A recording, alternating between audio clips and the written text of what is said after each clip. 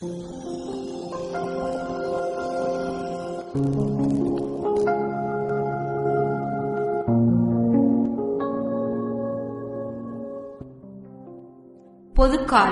3ஆம் வாரம், புதன்கிழமை. முதல் வாசகம்.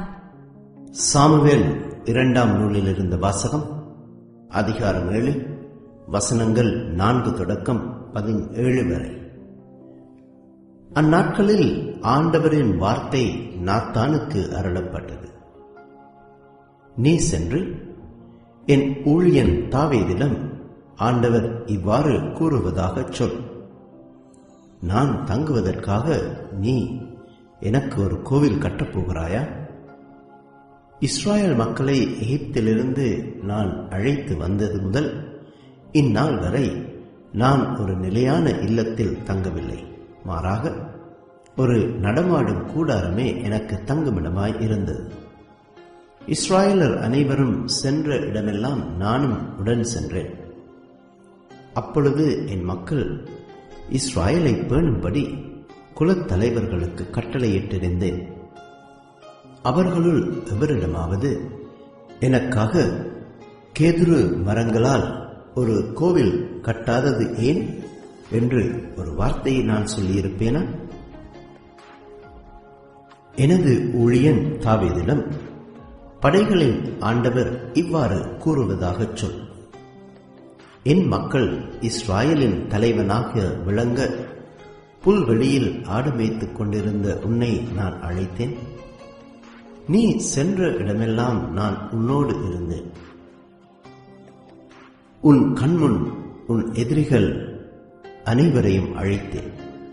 மேலும் உலகில் வாழும் பெரும் மனிதர் போல் நீ புகழுறச் செய்தேன். எனது மக்களாகிய இஸ்ராயலுக்கு ஓர் இடத்தை அளிப்பேன். அவர்கள் அந்த இடத்திலேயே நிலைத்து வாழச் செய்வேன். என் மக்களாகிய இஸ்ராயல் மீது நீதி தலைவர்களை ஏற்படுத்திய நாட்களாகிய தொடக்க காலத்தில் தீயவர்களால் அவர்கள் ஒடுக்கப்பட்டது போல இனியும் அவர்கள் அலைக்கழிக்கப்பட மாட்டார்கள். அனைவரின் தொல்லைகளினின்றும் உனக்கு ஓய்வு அளிப்பேன். மேலும் ஆண்டவர் தாமே உன் வீட்டை கட்டப்போவதாக அவர் உனக்கு அறிவிக்கிறார். உன் வாழ்நாட்கள் நிறைவு பெற்று நீ உன் மூதாதையரோடு துயில் கொள்ளும் போது உனக்கு பிறக்கும் உன் வழித்தோன்றலை உனக்கு பின் நான் உயர்த்தி அவனது அரசை நான் நிலைநாட்டுவேன். எனது பெயருக்காக கோயில் கட்ட இருப்பவன் அவனே. அவனது அரசை நான் என்றும் நிலைநிறுத்துவேன். நான் அவனுக்கு தந்தையாக இருப்பேன். அவன் எனக்கு மகனாக இருப்பான். அவன் தவறு செய்யும் போது மனித இயல்புக்கேற்ப அடித்து மனிதருக்கே உரிய துன்பங்களை தருவேன். உன் முன்பாக நான் சவுலை விலக்கியது போல் என் பேரன்பினின்று அவனை விலக்க மாட்டேன். என் முன்பாக உனது குடும்பமும் உனது அரசும் என்றும் உறுதியாயிருக்கும். உனது அரியணை என்றுமே நிலைத்திருக்கும். மேற்கூறிய வெளிப்பாட்டின் வார்த்தைகள் அனைத்தையும் நாத்தான் தாவீதுக்கு எடுத்துரைத்தார். ஆண்டவர் வழங்கும் அருள் வாக்கு. இறைவா, உமக்கு நன்றி. நற்செய்தி வாசகம். மார்க்கு எழுதிய நற்செய்தியிலிருந்து வாசகம். அதிகாரம் 4, திருவசனங்கள் 1 முதல் 20 வரை. அக்காலத்தில் இயேசு மீண்டும் கடலோரத்தில் கற்பிக்கத் தொடங்கினார். மாபெரும் மக்கள் கூட்டம் அவரிடம் ஒன்று கூடி வர அவர் கடலில் நின்ற ஒரு படகில் ஏறி அமர்ந்தார். திரண்டிருந்த மக்கள் அனைவரும் கடற்கரையில் இருந்தனர். அவர் உவமைகள் வாயிலாக பலவற்றை அவர்களுக்கு கற்பித்தார். அவர் அவர்களுக்கு கற்பித்தது, இதோ கேளுங்கள். விதைப்பவர் ஒருவர் விதைக்கச் சென்றார். அவர் விதைக்கும் பொழுது சில விதைகள் வழியோரம் விழுந்தன. பறவைகள் வந்து அவற்றை விழுங்கிவிட்டன.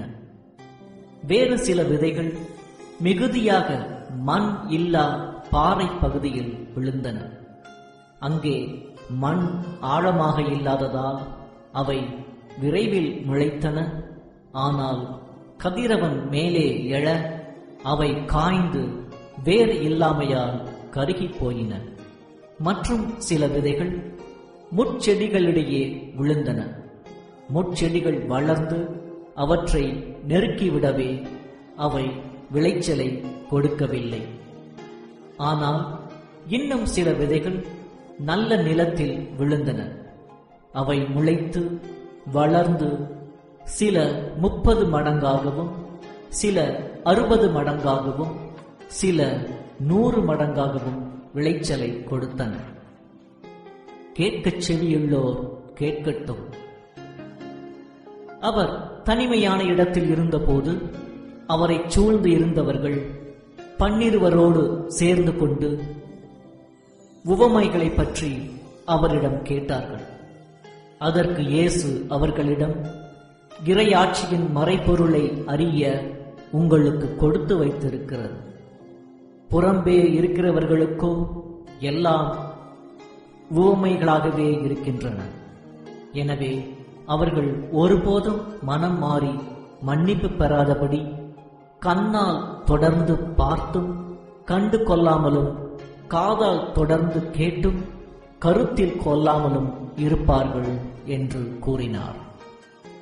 மேலும் அவர் அவர்களை நோக்கி, இந்த உவமை உங்களுக்கு புரியவில்லையா? பின்பு எப்படி மற்ற உவமைகளை எல்லாம் நீங்கள் புரிந்து கொள்வீர்கள்? விதைப்பவர் இறை வார்த்தையை விதைக்கிறார். வழியோரம் விழுந்த விதைகளுக்கு ஒப்பானவர்கள் வார்த்தையை கேட்பார்கள். ஆனால் அதை கேட்டவுடன் சாத்தான் வந்து அவர்களுள் விதைக்கப்பட்ட வார்த்தையை எடுத்து விடுகிறான். பாறை பகுதியில் விதைக்கப்பட்ட விதைகளுக்கு ஒப்பானவர்கள் இறை வார்த்தையை கேட்டவுடன் அதை மகிழ்ச்சியோடு ஏற்றுக்கொள்வார்கள். ஆனால் அவர்கள் வேறற்றவர்கள், சிறிது காலமே நிலைத்திருப்பவர்கள். இறை வார்த்தையின் பொருட்டு இன்னலோ இடுக்கண்ணோ நேர்ந்தவுடனே அவர்கள் தடுமாற்றம் அடைவார்கள். முட்செடிகளுக்கு இடையில் விதைக்கப்பட்ட விதைகளுக்கு ஒப்பானவர்கள் இறை வார்த்தையை கேட்டும் உலக கவலையும் செல்வ மாயையும் ஏனைய தீய ஆசைகளும் உட்புகுந்து அவ்வார்த்தையை நெருக்கி விடுவதால் பயனளிக்க மாட்டார்கள். நல்ல நிலத்தில் விதைக்கப்பட்ட விதைகளுக்கு ஒப்பானவர்கள் இறை வார்த்தையை கேட்டு அதை ஏற்றுக்கொண்டு பயனளிப்பார்கள். இவர்களுள் சிலர் 30 மடங்காகவும் சிலர் 60 மடங்காகவும் சிலர் 100 மடங்காகவும் பயனளிப்பர் என்றார். இது கிறிஸ்து வழங்கும் நற்செய்தி. கிறிஸ்துவே உமக்கு புகழ்.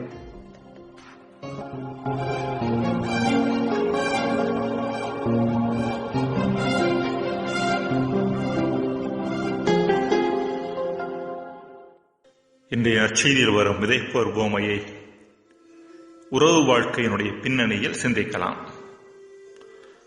4 வகையான நிலங்களும் 4 வகையான மனநிலைகளுக்கு உருவகமாக நிற்கின்றன. இந்த 4 வகையான மனநிலைகளில் எவை உறவு வாழ்க்கைக்கு உகந்தவை, எவை உறவு வாழ்க்கையை உருக்குலைப்பவை என்று சிந்திக்கலாம். முதலாவதாக பாறை நில மனநிலை. பாறை என்பது மிகவும் கடினமானது, ஊடுருவ இயலாதது, வெளியிலிருந்து வரும் எதையும் உள்ளே அனுமதிக்காது. சில மனிதர்களது மனம் இப்படிப்பட்டது. எப்பொழுதும் மூடிய மனமாகவே இருக்கும். தனது சிந்தனை, தனது எண்ணம் என்று இறுகி போய் ஒரு போலி சுய நிறைவு உலகத்தில் வாழ்பவர்கள் இவர்கள். குடும்பமாக இருந்தாலும் சரி, சமூகமாக இருந்தாலும் சரி, மற்றவர்களுடைய கருத்துக்களுக்கு திறந்த மனதோடு செவிமடுத்து தங்களுக்குள்ளாக அனுமதிப்பதில்லை. இப்படிப்பட்ட பாறை நில மனநிலை உள்ள மனிதர்கள் சுய எண்ணங்களுக்கு அதிக முக்கியத்துவம் கொடுத்து அகந்தையிலும் ஆணவத்திலும் வாழ்வதன் காரணமாக மற்றவர்களது கருத்துக்களுக்கு கொஞ்சம் கூட திறந்த மனம் இல்லாமல் எப்பொழுதும் மூடிய மனநிலையோடு இருப்பதன் காரணமாக நல்ல ஆழமான உறவுகளை இவர்களால் கட்டி எழுப்ப முடிவதில்லை. மூடிய மூங்கில் புல்லாங்குழலாக மாற முடியாது. மூடிய பாத்திரம் நீரால் நிரப்பப்பட இயலாது. மூடிய மனிதர்களுக்குள் மற்றவர்களும் மகிழ்ச்சியும் நுழைய முடியாது. இரண்டாவது, வழியோர நில மனநிலை. வழியோரம் என்பது எல்லோராலும் மிதிக்கப்படுவது. யாரும் எப்படியும் நடந்து கொள்ளலாம். ஒருவராலும் கண்டுகொள்ளப்படுவதில்லை. எதிர்குரலும் எழுப்பப்படுவதில்லை. சிலர் தங்களுடைய உறவு வாழ்க்கையில் இப்படிப்பட்ட மனநிலையோடு இருக்கின்றார்கள். பிறர் தங்களுடைய உணர்வுகளை புரிந்து கொள்ளாமல் கடுமையான வார்த்தைகளாலும் கொடும் சொற்களாலும் தாக்கும் போது எதிர்த்து பேச திராணியற்றவர்கள். பிறர் தங்களது உணர்வுகளை காலில் போட்டு மிதித்து சின்னாபின்னமாக்கும் போது உள்ளுக்குள்ளே அழுதாலும் வெளியே எதிர்த்து பேச தகுதியற்றவர்கள். இதற்கான அடிப்படை காரணம், தாங்கள் ஒன்றுக்கு உதவாதவர்கள், தாங்கள் தோற்கவே பிறந்தவர்கள் என்ற தாழ்வு எண்ணமே. இப்படிப்பட்ட தாழ்வு எண்ணம் காரணமாக தங்களால் நல்ல உறவுகளை கட்டி எழுப்ப முடியாது என்று எண்ணிக்கொண்டு தங்களையே குறை சொல்லிக் கொண்டு அதிகமாக பிறரிடம் அன்பை பெறுவதற்குத்தான் முயற்சி எடுப்பார்களே ஒழிய இவர்கள் அன்பை கொடுப்பவர்களாக இருப்பது கிடையாது. இப்படிப்பட்ட தாழ்வு மனம் உள்ளவர்களால் நல்ல உறவுகளை கட்டி எழுப்ப முடியாது. மூன்றாவதாக, முட்செடி மனநிலை. வயல்வெளியில் வளரும் முட்செடியால் யாருக்கும் பயனில்லை. அதே நேரத்தில் பலன் தரக்கூடிய செடி கொடி எதையும் தன் அருகில் வளர முட்செடி அனுமதிப்பதில்லை. நானும் அர்த்தமுள்ள உறவு கொள்ள மாட்டேன், மற்றவர்களையும் உறவு கொள்ள அனுமதிக்க மாட்டேன் என்ற மனநிலை கொண்டவர்களிடம் உள்ளதுதான் முட்செடி மனநிலை. நான் என்ற அகந்தையுள்ள இரு மனிதர்கள் ஒருவேளை சேர்ந்து வாழ அல்லது உறவு கொள்ள நேரிட்டால் அங்கு இந்த மனநிலை அதிகமாக வெளிப்படுகிறது. இருவருமே மற்றவர்களை கட்டுப்படுத்தி தாங்கள் நினைப்பதை வெற்றி பெற முயற்சி செய்கிறார்கள். இருவரும் வெற்றி பெற முடியாத போது தங்களுடைய கவனத்தை பிறரை வீழ்த்துவதிலும் தோல்வியடைய செய்வதிலும் செலுத்துகின்றனர். பழிவாங்குதலிலும் கவனம் செலுத்த ஆரம்பிக்கின்றனர். இறுதியாக, நல்ல நில மனநிலை. 30 மடங்காக, 60 மடங்காக, 100 மடங்காக பலன் தரும் நல்ல நிலம் போல உறவு வாழ்க்கையில் நிறைவாக திளைத்து பலன் தருகிறவர்கள் இப்படிப்பட்டவர்கள். பாறையைப் போல மூடிய மனம் இல்லாமல் மற்றவர்களின் உணர்வுகளுக்கும் கருத்துக்களுக்கும் திறந்த மனதோடு இருப்பவர்கள் இவர்கள். கலப்பையால் தன்னை கீற அனுமதிக்கும் நல்ல நிலத்தைப் போல சுய ஆய்வு என்னும் ஆயுதத்தால் தங்களையே அடிக்கடி கீறி பண்படுத்திக் கொள்ளும் பண்பாளர்கள் இவர்கள். தாழ்வு மனப்பான்மைக்கு தங்களையே தாரை வார்த்து கொடுத்து உள்ளேயே பொறுமை கொண்டிருக்காமல் தங்களது நியாயமான கோரிக்கைகளையும் உரிமைகளையும் தேவைகளையும் முடிந்த அளவிற்கு மற்றவர்களது உள்ளம் நோகாமல் வலியுறுத்தி பேச தயங்காதவர்கள் இவர்கள்.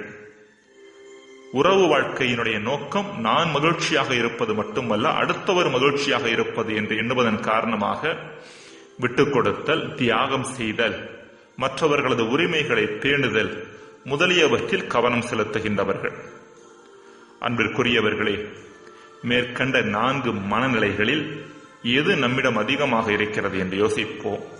4வது மனநிலையை தவிர மற்ற 3 மனநிலைகளுமே நம் உறவு வாழ்க்கைக்கு ஏற்றவை அல்ல. ஜெபம். இறைவா, எங்களது உள்ளத்தை நல்ல நிலமாக நாள்தோறும் பண்படுத்தி எங்களையே நற்சிந்தனைகளால் பக்குவப்படுத்தி உயர்வு வாழ்க்கையில் உயரவும் இதன் வழியாக மகிழ்ச்சியில் நாங்கள் நாள்தோறும் வளரவும் எங்களுக்கு வரம் தாரும். ஆமேன்.